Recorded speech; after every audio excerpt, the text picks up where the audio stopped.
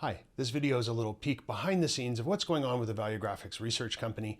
I'm going to talk to you just a little bit about what Valuegraphics are and how they're different from demographics and psychographics, how we built the Valuegraphics database, how we extrapolate data from the Valuegraphics database, and some of the things that we're excited about that we have on the horizon. So let's get started.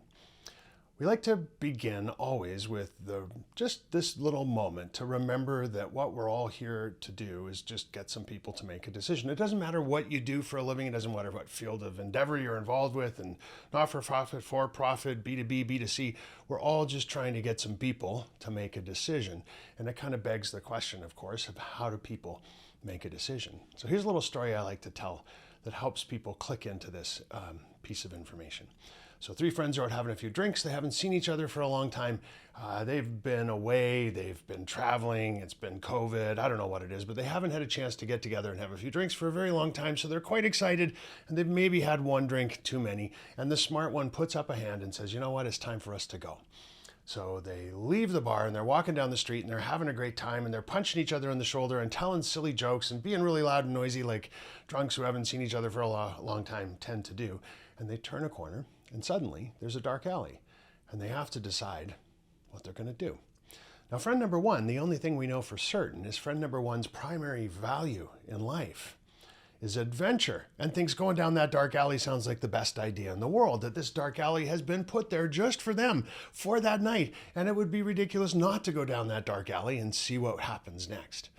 Friend number two, the only thing we know for certain is their primary value in life is security. And they think that sounds like the worst idea they've ever heard. They want to go back to the bar, turn on the lights. They may need to call the police. Who knows what might be waiting for them at the end of that dark alley. The last thing we want to do is go down that dark alley. And the third friend, the only thing we know for certain is their primary value in life is friendship. They don't really care. Go down the dark alley, go back to the bar. It doesn't matter as long as we stick together. Because I love you guys. We're a little bit drunk, and let's just stick together. So the moral of the story is the only thing we need to understand in order to understand how people are going to behave in any given particular situation is their values. And it's the only thing that they need to understand. Not one of them stopped and said to themselves, I wonder what my demographics are and how I should behave. Not one of them stopped and said to themselves, well, gee, here's my psychographic information about past alley behavior. They just sat there in the moment and said, here's how I'm going to behave. And it's because of a set of values that all humans make all decisions about everything all day long. In fact, if you look at all the different fields of behavioral science, we like to talk about three of them. I won't go into all of the detail for you today, but behavioral scientists have been studying this question for decades. How do people make a decision? Because remember, that's what we're all here trying to get them to do. So the way people make decisions is based on their values. And we look at it from a neurological perspective as just one of the different approaches under behavioral science.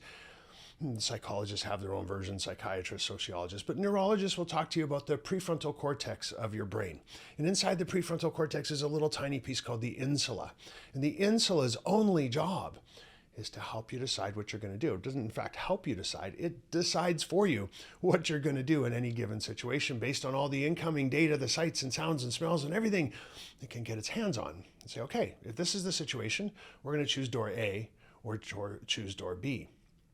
You don't get to opt in or out of this system. It's the only way that human brains know how to make decisions. We are hardwired to make every decision, consciously or subconsciously, large or small, based on our values. It's a scientific fact. Values, in fact, at this moment in time, are the most powerful force on earth. They're driving everything that everybody does, and we see evidence of it all around us in larger ways than we've ever seen before. The Great Resignation, quiet quitting, DEI, ESG, empathetic leadership, active listening as a skill that leaders need to have. All of these things are about recognizing people's values, people standing up and saying, I want to be respected for my values. Don't treat me like a demographic group. Treat me like a human being that has a set of values that are driving what I do. It's all about our values. Politics, wow, politics in the United States is incredibly values driven. The red versus the blue team, they've got a set of values and they're willing to fight until they get their values promoted and the other guy's values taken out of the situation. And it's not just in the United States, it's all over the world. we are standing up for what's important to us. It may be because we've spent some time at home over the last few years thinking about what really matters, but regardless of what the cause, we are seeing massive behavior change happening in the world around us, and it can all be traced back to our values driving every decision that we make. In fact, I think we've entered an entirely new economic era. We've left the sharing economy, the gig economy. We've left all these other economic eras behind, and we now live in the values economy. Values are the most powerful force on earth, and you know what? You can't measure them. You can't manage them if you can't measure them, as Peter Drucker famously said. So we need to find a way to measure values. Now, the way we've been doing it so far, values tend to be chosen by organizations based on a methodology I refer to as 6 vice presidents and a box of donuts, because that's how we've been doing it. We put some people in a room with maybe a few quizzes we've sent around to the staff, and we talk about pretty words and about whether or not we all think collaboration is a good word and whether environmentalism needs to be one of our values. And we choose poetic words and we put them up on the wall behind the receptionist, and we figure we're done. But they're the most powerful force on earth. This subjectivity needs to be replaced with data. So that's what my company did. We went and have done so far 750,000 long-form qual-quant surveys around the world with a team of translators in 152 languages across 180 countries, which we put into 9 regions of the world. Across those 9 regions in 180 countries, 152 languages, and 750,000 surveys, we've managed to maintain a random stratified, statistically representative sample of the population of planet Earth with a plus or minus 3.5% level of accuracy, 95% level of confidence. So this is more rigorous than you need for a PhD from Harvard. We've built the world's first inventory, global inventory, of what everybody on the planet actually cares about, what their values are, what are the drivers behind everything that humans do. We have the GPS system for humanity, and we have it in a spreadsheet. We've proven 3 really important things. The first one, people with the same demographics are not the same. We all know this to be true, that women are not all the same and men are not all the same, and baby boomers aren't all the same, and neither is Gen X or millennials. And neither are people who earn $100,000 a year or people who have a college degree. But somehow when we put a group of people who are baby boomers who have a college degree and earn $200,000 a year and are male, we put them in a room and we think that's a target audience description. They're going to be similar to each other, and then we act on what we think those people are about. And it couldn't be further from the truth. And we have the data to back this up. This video is already getting too long, so I won't go into all the stats, but let's just leave it at this. Demographics are at best 10% accurate in terms of understanding who people are, how they're going to behave, what rules their life, and who they're going to become. Now, people with the same values, this is the second thing we found, are remarkably the same. In the presence of certain values, the alignment within that cohort gets as high as 89%. So we got about a 10% alignment within a demographic cohort and as much as an 89% alignment within a values-driven cohort, which means if you spend $1 targeting people demographically, you're going to get about a 10% return on that investment. At best, if you do everything perfectly, you've got a 90% fail built right into demographic profiles. Valuegraphic profiles, on the other hand, we could be as high as 89 cents on the dollar. So it's a question of, which dollar do you want to spend? Do you want to spend a 10-cent dollar or an 89-cent dollar? And even if we're half wrong and it's only a 45-cent dollar, or 3/4 wrong and it's only a 22-cent dollar, it's still way better than the 10-cent dollar that we're currently spending using demographics to understand people. Here's maybe the biggest revelation of them all. The 3 big things we've discovered with all of these surveys, these 750,000 surveys around the world. There's only 56 core human values that drive what humans do. There's more keys on a piano keyboard than there are values that are responsible for the sum total of human behavior and emotion and decision making all around the world. I think that's a very hopeful thing to have found. I'm very excited by that number. Now, it gets a little more complex than that. Each of those values shows up in everybody's life in a slightly different way. So, for example, belonging is one value that shows up in 912 different ways across the data set. But we've tracked every single one of them. We have a code for each. So whenever we're using the database to understand a group of people, we know exactly what kind of belonging they're looking for, what kind of belonging is driving their decisions. And the same thing for all the other 55 values.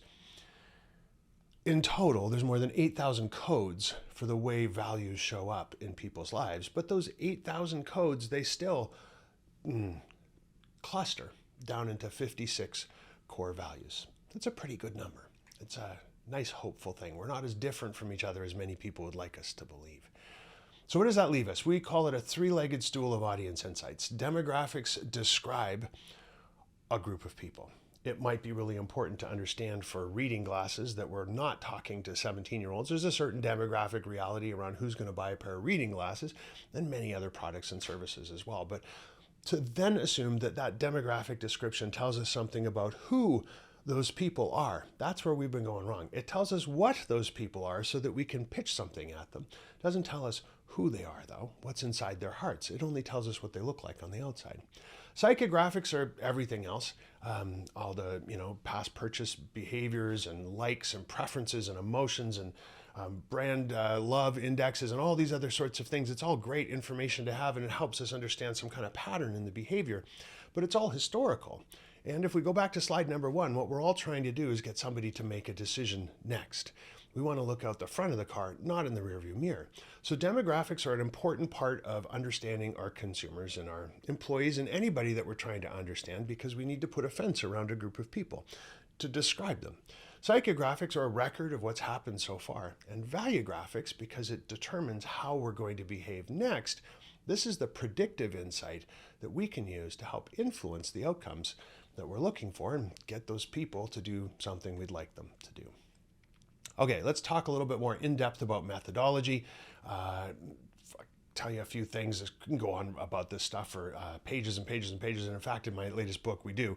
But building the benchmark study has been a long process. It took about 5 years to get to the initial stage where we were starting to use this as a research tool. 750,000 surveys and counting. I'm looking forward to the day where I get to say we've got 1 million surveys in the database. These surveys went out in waves of thematic waves. So for example, one theme was sports, fitness, health, recreation, and hobbies. And it went out using social media tools to very specific kinds of people all around the world so that we were maintaining our random stratified statistically representative sample. So when we were running low on 18-year-old males from Canada, we would ask more of them to participate. And if we had too many 55-year-old women from Alabama, we'd turn off the faucet on that, and we wouldn't need any more of their data to come into the study. Now, these were all secondary lines of questioning that we went out with. We never asked people about their values, because people will lie when you ask them about their values. Survey bias kicks in an enormous way. And if you ask people if family is important to them, of course they're going to say yes. And is the environment important to them? Of course they're going to say yes. So instead, what we did is use social media to target the folks we needed to keep our random strat rep. And we asked them questions about the things that are important to them. So for example, here in Canada, hockey's a big deal. So let's say on your Facebook page in Canada, we needed somebody just like you. We would have put up an invitation to participate in a study. Nobody was paid, by the way. This is all voluntary. And that invitation might have been worded something like this: hey, we know you're a giant hockey fan because you said a bunch of stuff about that here on your Facebook page. And would you mind answering a few questions, because we're trying to understand hockey fans? Well, that person would come into the study and we'd ask questions that went something like this. So you're a giant hockey fan, so clearly you have a sense of loyalty to your team. You do? Cool. Now, if your team got kicked out of the series in the second game of the season, would you still cheer for some other team? Yes or no? Oh, you wouldn't. Okay, cool. Do you go to hockey games with your family, with your friends, with your coworkers? Do you watch them at home? Do you go to games live? Do you listen to them on the radio? Do you travel to games? Do you take clients to games? Do you drink at games? Do you have a jersey? Do you have 2 jerseys, 3 jerseys? People are having the time of their lives telling us about what it means to be a hockey fan, this thing that they're passionate about. But what they're really telling us about is family and loyalty and relationships and their attitudes towards work and all these other sorts of things. So we do that 750,000 times around the world, around 10 different thematic themes, and we start to see patterns in the noise. And those patterns in the noise led to the 56 values. Okay, so now we've built this benchmark study. We've measured those 56 values plus a whole lot of other corresponding wants and needs and expectations. So the database contains values, wants, needs, and expectations. How do we get the data out? When we're trying to profile a particular group, we use what we call an unlocking survey.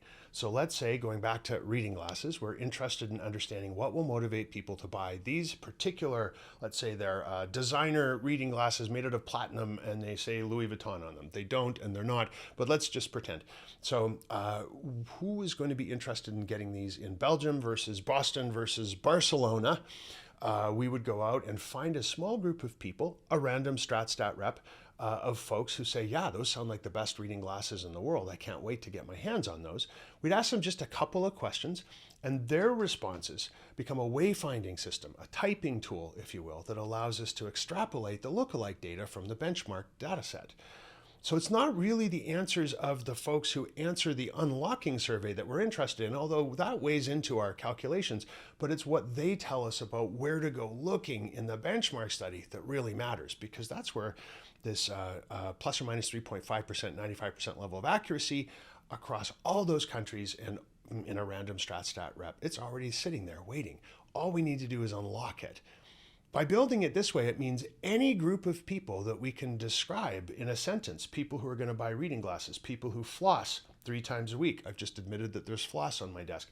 People who bought Apple headphones, people who are going to buy a copy of my latest book. Any group that you can describe, we'll go find them through social media, ask them a few questions, and then we're going to be able to extrapolate their data from the database. It's a pretty cool system, and it means that we can understand the drivers, the values behind any group of people for anything anywhere on Earth with unlimited variation. It's a remarkable tool. We built it for 3 things, so that I could do speaking. So every time I get up on a stage to talk to a group of people, I pull data that's going to be of interest to them, and I'm able to say, hey, my friends in the audience, whoever it is you're trying to engage and inspire and motivate and influence, here's the data for you so that you can do that. It makes me a pretty good speaker. Write books, done that couple books now. Both have been bestsellers using the database as sort of source material. And then finally, one-on-one consulting. So all 3 of those lines of business, if you will, are up and running and doing really interesting things. Different use cases for this data extend from product development, when you're working on what features and benefits to build in and which ones to prioritize, which ones to put at the front and center when you're marketing and promoting. All of that stuff can be answered if you know what people care about, what the values are of the people who are interested in your product, which ones are going to move the needle and which ones you can not worry about so much. Marketing obviously is a great place to understand values, because you can build a segmentation model instead of based on demographics, which, as we've proven, are only about 10% effective. You can use a segmentation model based on what people are going to respond to, because now, what's my dad used to say, now you're cooking with gas, because now you understand what are the different things you need to say to the different segments of a particular audience based on what you know is going to move the needle. Employee engagement. This is a whole new place for us to get involved in. We're starting to build products and services. I'll talk about that in a little bit more in a moment. But understanding how to build an engaged workplace culture, how to bring people in, attract them, retain them, engage them, move those churn numbers down, increase the KPIs that you're looking to across the people and culture discipline. If you understand what people's core values are, you can make work a place that they want to be. You can make compensation match what they actually care about. You can make education and professional development aligned with what their values are. People will be happy. They'll be thrilled. They'll have found a place that I feel seen. My values are respected here. I'm not being asked to be something other than who I really am. Media, of course. If you're developing media channels, we're talking about social media, we're talking about storytelling of any sort, knowing what the stories are that your stakeholders want to hear, as opposed to the ones that you think they should hear. And it could be a little bit of a combination of both, but I can't imagine why any media outlet wouldn't want to know exactly what people are listening for. It's got to be a useful kind of information. And then share of market. One of the things we can do that's a little bit, a little bit less white hat, a little bit more black hat, we can understand what your competitors' customers are driven by so that you can amplify those aspects of your product or service or brand in a way that will attract your competitors' customers without them even knowing what's going on. Get more of their folks to come over to your backyard barbecue and leave theirs behind. In the future, things we're working on. Our custom, personalized, one-on-one consulting business, it's for a certain kind of company. We want to build a bigger kind of base so that people have more access to values through a dashboard.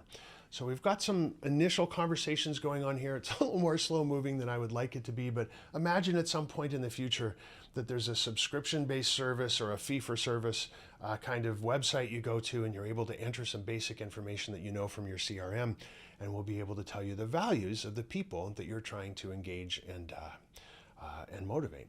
We're working on people and culture services. We have one product now that we can go into an organization and profile their employees, as well as the employees of the future, the folks who are out there in the workforce that don't work for them yet, which is super important, because if you only look at the employees you have now, you're like a fly locked in amber. You also got to understand the people who are going to come and work for you tomorrow, because churn is a fact of life. No matter how good you get at building an engaged workplace culture, you're still going to lose some people and need to bring some new people in. Hopefully it's because of growth. So people and culture, we have that. And then in June or July this summer, we're going to have individual assessment tool that we're going to launch.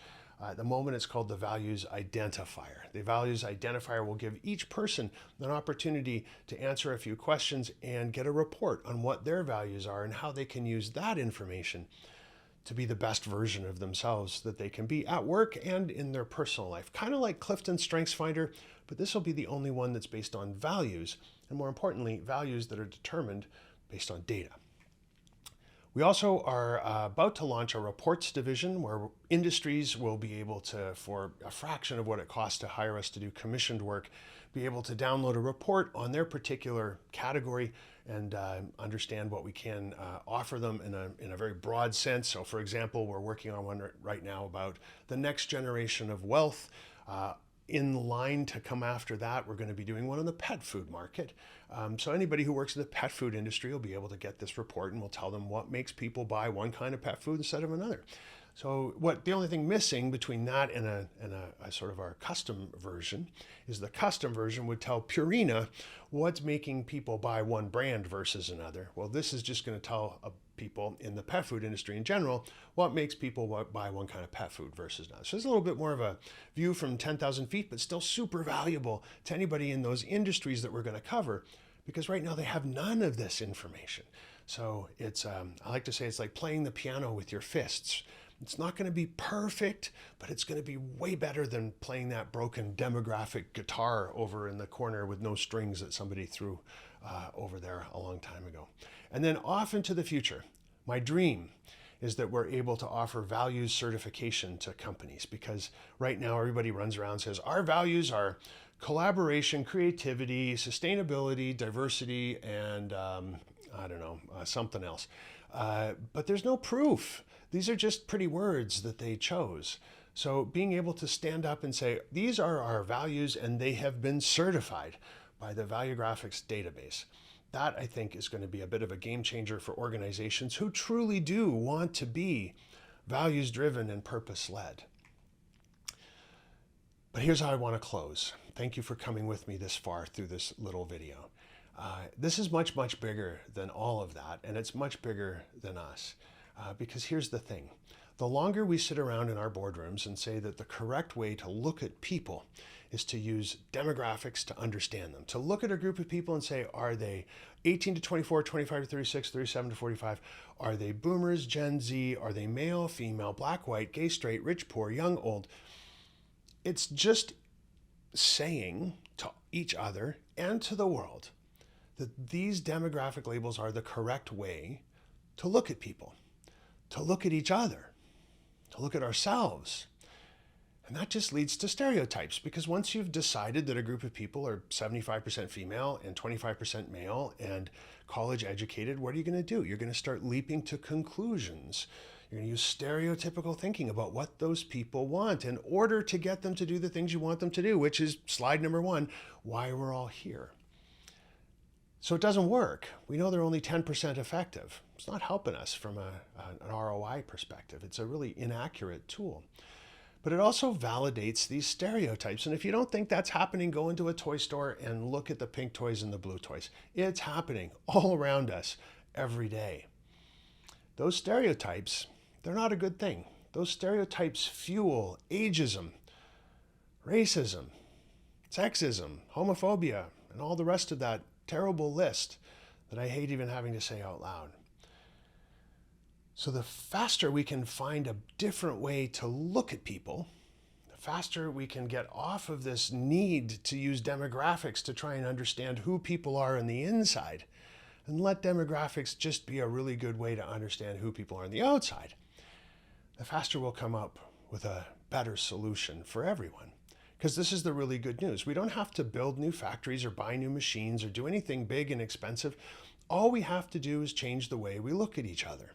Change the way we look at ourselves, the other people we meet and encounter, the target audiences we want to try and impact and engage, the employees that are in our company culture. If we just change the way we look at each other, we're going to find that it's going to be much better for us. We're going to feel better about ourselves, about the other people around us.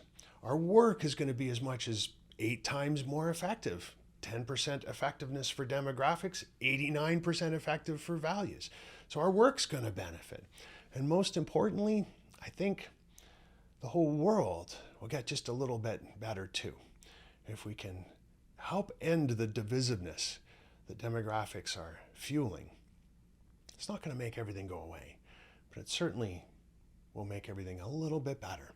So we have a chance right now to make a simple change and do a whole lot of good while we're doing very, very well for ourselves at the same time. We get to do very well and do a lot of good. That's a pretty good combination.